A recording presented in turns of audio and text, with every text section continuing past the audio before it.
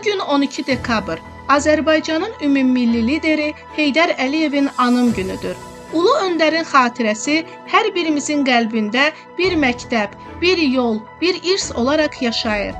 Heydər Əliyev Azərbaycan dövlətçiliyinin yenidən qurulmasında, xalqımızın milli mənəvi birliyində, müstəqilliyimizin möhkəmlənməsində misilsiz xidmətlər göstərmiş tarixi şəxsiyyətdir.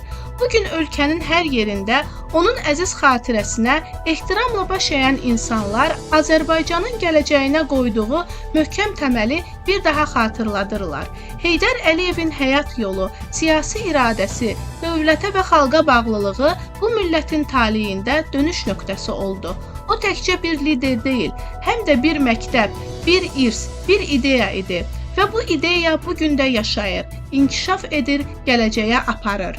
Ulu öndər Heydər Əliyevin əziz xatirəsi hər zaman hörmət və minnətdarlıqla anılır.